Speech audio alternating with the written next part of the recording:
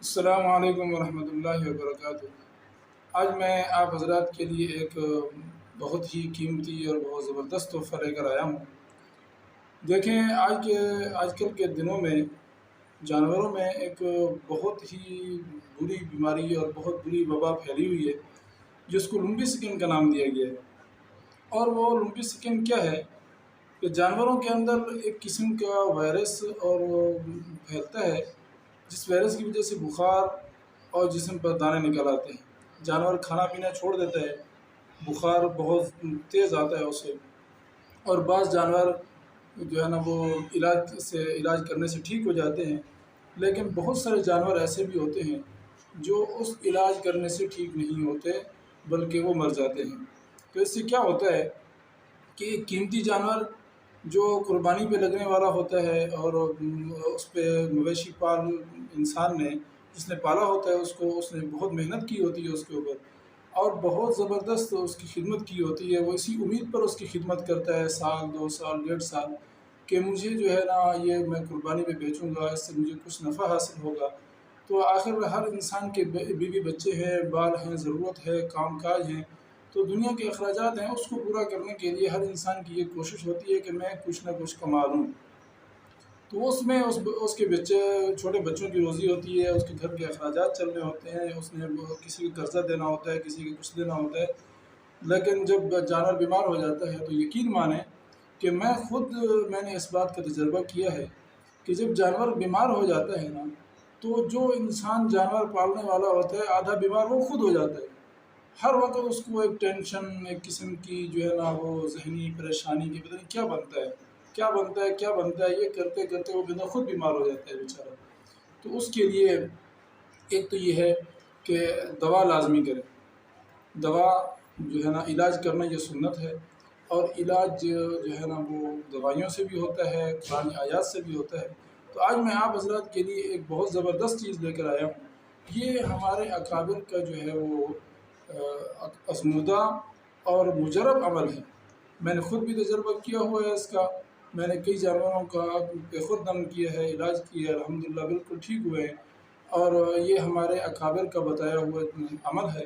اس عمل کو جو ہے نا آپ حضرات کریں، انشاءاللہ آپ کا جانور اگر بیمار بھی ہے تو ٹھیک ہو جائے گا، لیکن اگر بیمار نہیں ہے تو آپ پھر بھی اس کو کریں، کیونکہ اس کے کرنے سے یہ ہوگا کہ آپ کا جانور بیماری سے محفوظ رہے گا۔ اللہ کے کلام میں شفا ہے، یہ بات برحق ہے۔ اس کے علاوہ جو ہے نا اور کچھ بھی نہیں ہے۔ دنیا میں جتنے بھی ہیں سب اسباب انسان استعمال کر لے، لیکن جب اللہ کی طرف سے شفا نہ لکھی ہو تو کچھ بھی نہیں ہوتے۔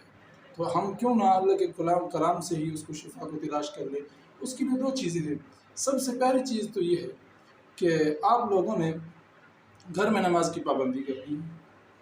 دوسری چیز یہ ہے کہ میں جو عمل بتانے لگا ہوں اس کو غور سے سنیں۔ ہو سکتا ہے کہ اگر آپ کو یہ بات سمجھ میں نہ آئے تو آپ اس ویڈیو کو محفوظ کر لیں، اپنے پاس سیو کر لیں، بار بار سنیں۔ اگر نہیں سمجھ آتا تو میں اس ویڈیو میں نمبر دے دوں گا، آپ اس نمبر پر مجھ سے رابطہ کر کے اس کی ترتیب پوچھ سکتے ہیں۔ پہلی چیز کہ جہاں آپ نے جانور باندھے ہوئے ہیں، کوئی باڑہ ہے، کوئی جگہ ہے جانور باندھنے کی، جہاں پہ جانور باندھے ہیں، اس جگہ پر آپ نے کیا کرنا ہے کہ صبح شام، صبح کی نماز کے بعد اور شام کو عصر کی نماز کے بعد، صبح کی نماز پڑھ کے جب آپ گھر آئیں تو بسم اللہ پڑھ کر اس باڑے میں جائیں یا اس جگہ پہ جائیں۔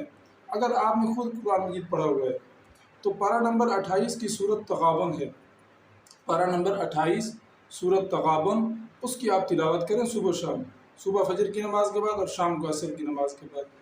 لیکن اگر آپ نہیں پڑھے ہوئے تو اس کا حل یہ ہے کہ آپ موبائل میں یا MP3 میں اس کو ریکارڈ کروا لیں، ڈاؤن لوڈ کر لیں نیٹ سے، اور اس کو آپ چلا کے رکھیں اونچی آواز میں، جہاں پہ جانور باندھے ہوں صبح شام یہ عمل کریں۔ پارہ نمبر 28 کی سورۃ تغابن کی صبح شام تلاوت کرنی ہے۔